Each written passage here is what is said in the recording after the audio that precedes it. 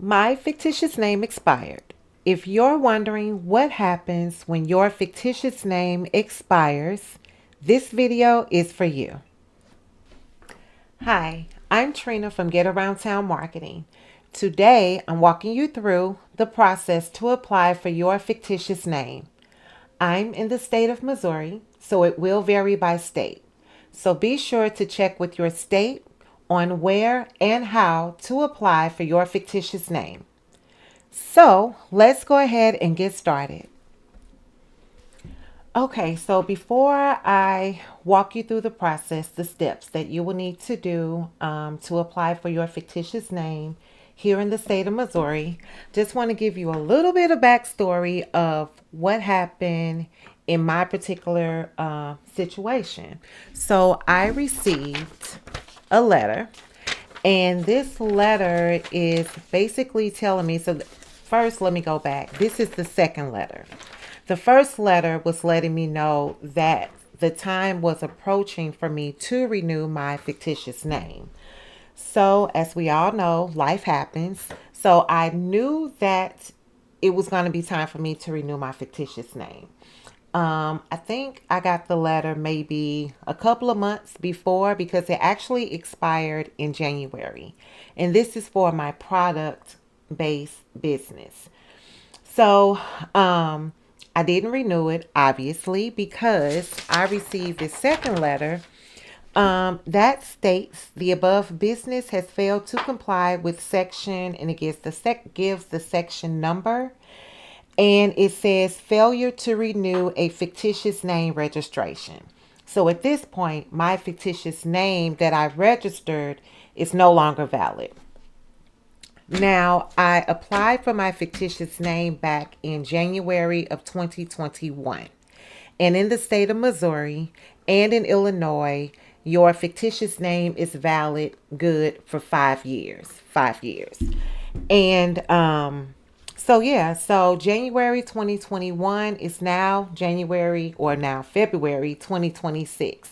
So I had until January 5th of 2026 to renew my fictitious name. So here we are, and now I need to apply for a new fictitious name. Now, with that being said, I do have two businesses. One is a product base, and the other is service. The product based business is the one that I received the notification for, that my fictitious name has expired. So, what I did was, because I applied for the fictitious name in January of 2021, and it wasn't until January 2022, so a year later is when I applied for my LLC. So I now have an LLC in place, and I'm also not using any other name for my product based business.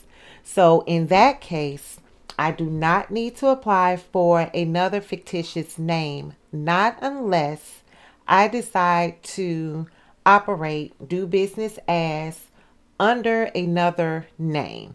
So the name that I actually have registered as my business name, as long as I stick with that, I don't need a fictitious name. But if I use a name different than that, then I have to get a fictitious name. So again, in this case, for my product-based business, I don't need a fictitious name. However, for my service-based business, I do. I do need to keep the fictitious name. And I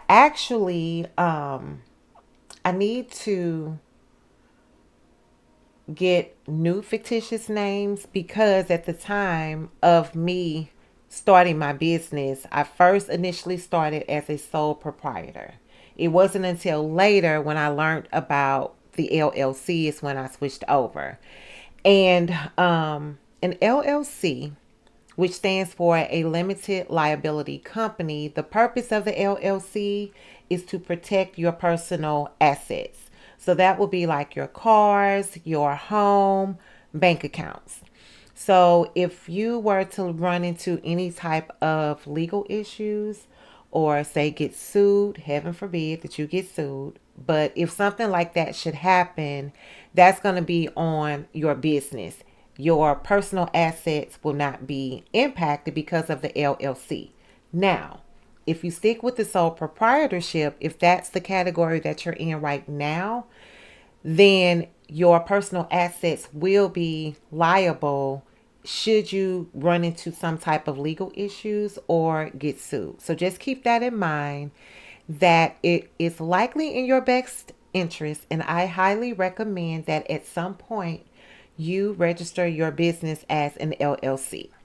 So, and I also have a video, another video specifically for fictitious name, and I will include the link somewhere on either side or in the description in this video.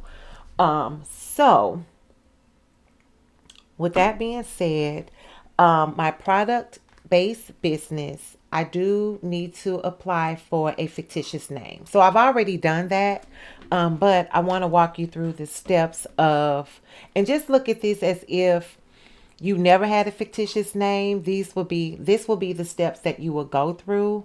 If you did have a fictitious name and it expired, you will go through these same steps for you to get a new fictitious name, because once it expires, you need to apply for a new one. So this will not be the same as renewing your fictitious name. We're actually applying for a new fictitious name. So let's go ahead and walk through the steps of this. Now, and I don't know if I mentioned, but a fictitious name is the same as a DBA. And DBA stands for doing business as. So you hear fictitious name and you hear DBA, they mean the exact same thing. Um, and you need to get a fictitious name if you're operating under a different name. So, myself, as an example, my company name is Get Around Town.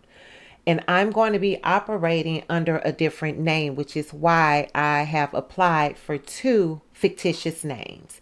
And the fictitious name fee here in the state of Missouri is only $7.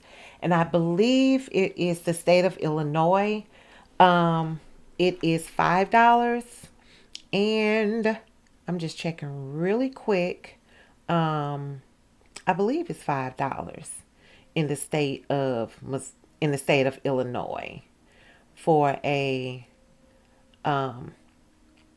fictitious name. But don't quote me on that because I'm in Missouri. But I believe it was $5, or it could have been a different state possibly. But double check, and I'm gonna double check as well and post the correct information in the comments. So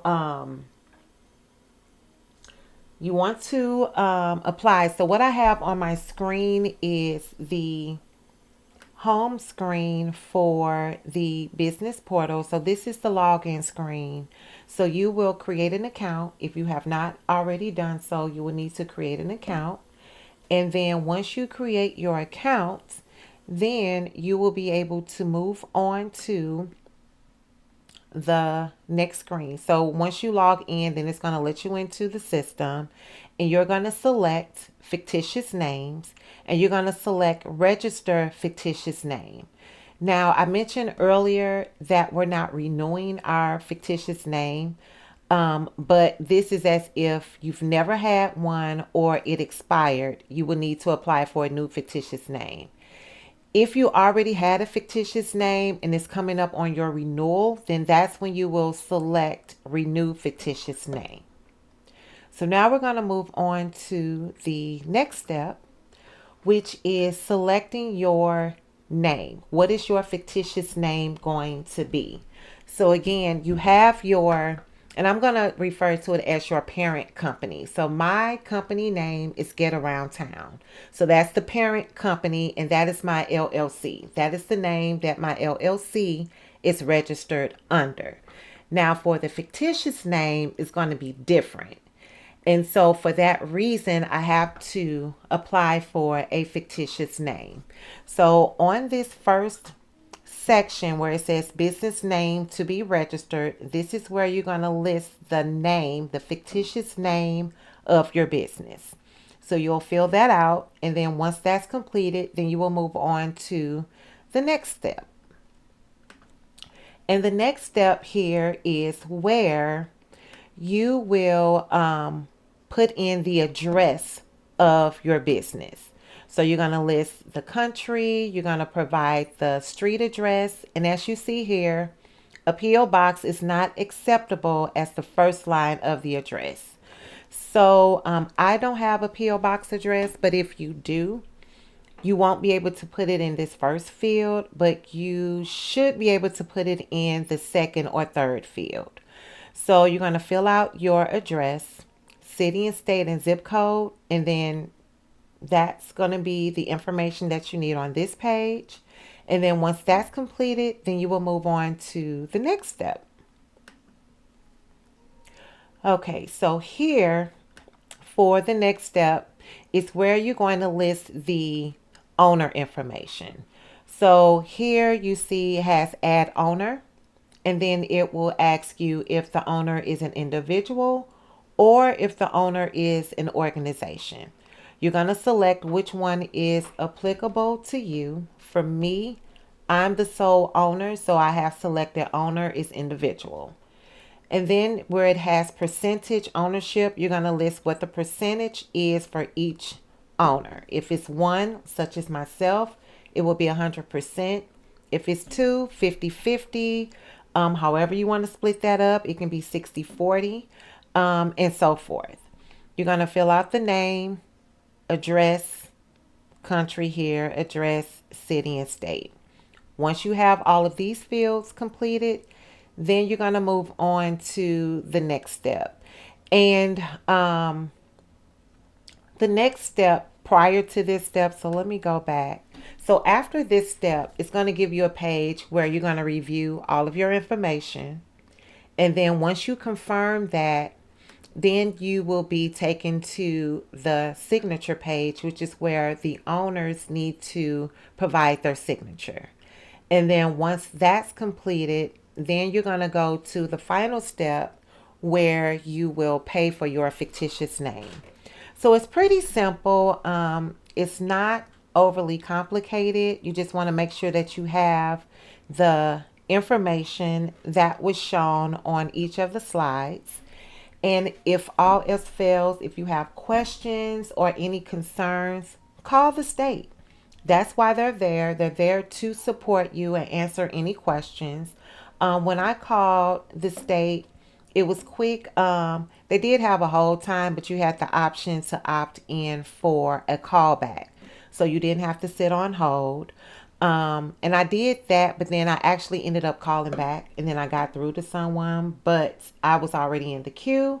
So someone did end up calling me back anyway, but I let them know that my issue had been resolved and that I actually spoke with someone.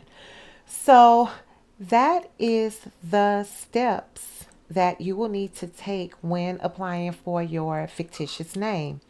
Again, I'm located in the state of Missouri, so be sure to check with your specific state on how and where you need to apply for your fictitious name. If this information was helpful, save this video so that you can come back to it later. And be sure to subscribe for more beginner-friendly marketing guidance. And if you're ready to take the next step, visit getaroundtown.org to book your free consultation. And as always, mind your business, and I will talk to you soon. See ya.